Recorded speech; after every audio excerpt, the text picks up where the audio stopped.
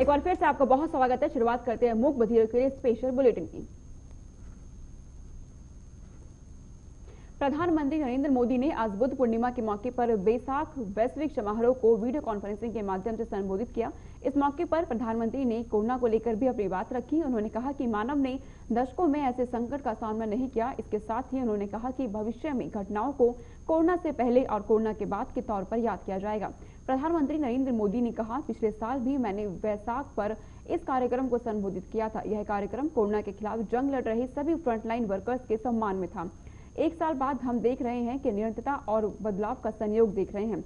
Corona खत्म नहीं हुआ। भारत समेत कुछ दूसरे देशों में दूसरी लहर आई है।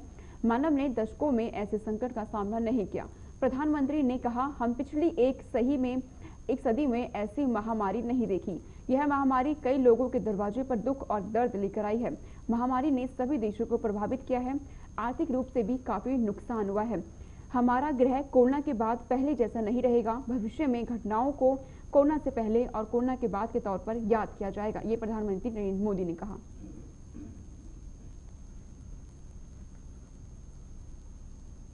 बात करते हैं अब यास तूफान की। तो पश्चिम बंगाल और ओडिशा पर चक्रवाती तूफान यास का खतरा तेज हो गया है।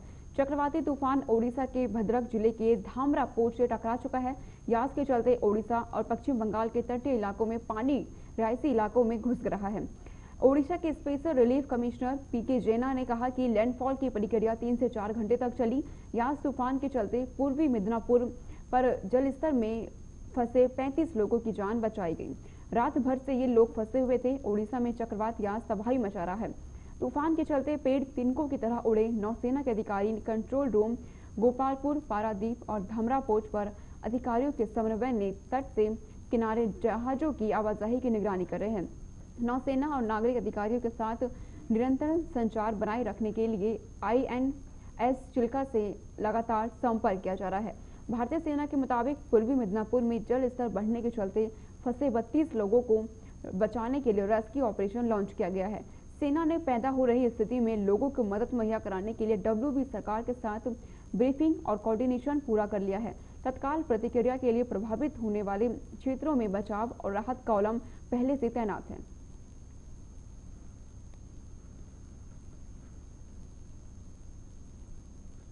तीन कृषि सुधार कानूनों को लेकर दिल्ली की सीमाओं पर चल रहे आंदोलन को आज 6 महीने पूरे हो गए हैं।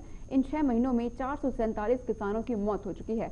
अकेले टीकरी बॉर्डर पर करीब 50 किसानों की जान जा चुकी है। इंडस्ट्री को करीब 3500 करोड़ रुपए का नुकसान हो चुका है। बहादुरगढ़ में करीब 150 लोगों का रोजगार चला गया है। मगर बात वही है जहां से शुरू हुई थी। आज इस दिन को आंदोलनकारी काला दिवस के तौर पर मना रहे हैं। इसके लिए आंदोलन के बीच ही काले झंडे तैयार किए गए हैं। पुतले भी जलाए जा रहे हैं। आंदोलन में 6 माह गुजरने के बाद काला दिवस के तौर पर किसान इसलिए भी जोर दे रहे हैं क्योंकि केंद्र में बीजेपी की सरकार को भी 7 साल पूरे हो गए हैं। यह आंदोलन 26 नवंबर 2020 से शुरू हुआ था। इसे काला दिवस को लेकर दिल्ली पुलिस के प्रवक्ता ने कहा कि यदि कोई व्यक्ति गैर कानूनी काम करेगा या कोरोना नियमों को तोड़ने का प्रयास करेगा तो हम उस पर सख्त कार्रवाई करेंगे। सीमाओं पर यानी धरना स्थलों पर सुरक्षा के लिए दिल्ली पुलिस के जवानों को तैनात किया गया है। इसके अलावा हमने एहतियातन सुरक्षा और बढ़ाई है।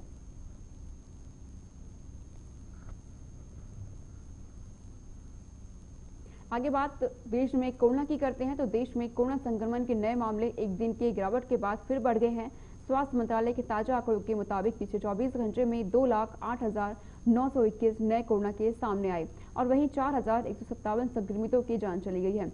वहीं 2,95,555 लोग कोरोना से ठीक भी हुए हैं, यानी कि बीते दिन 91,191 एक्टिव केस कम हो गए।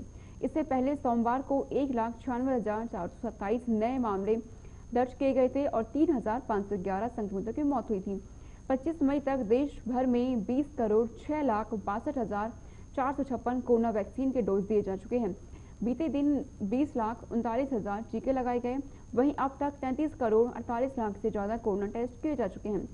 बीते दिन रिकॉर्ड 22,17,000 कोरोना सैंपल टेस्ट किए गए, जिसकी पॉजिटिविटी रेट 9% से ज्यादा है। देश में कोरोना से मृत्यु दर 1.14% है, जबकि रिकवरी रेट 79% से ज्यादा है। एक्टिव केस घटकर 10% से कम हो गए हैं। कोरोना एक्टिव केस मामले में दुनिया में भारत का दूसरा स्थान है।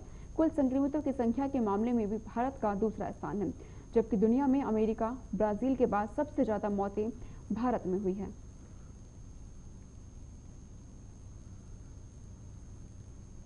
मुख्य बदियों के इस बुलेटिन में इतना ही। बाकी देश दुनिया की तमाम खबरों के लिए देखते रहे J24/7 न्यूज़।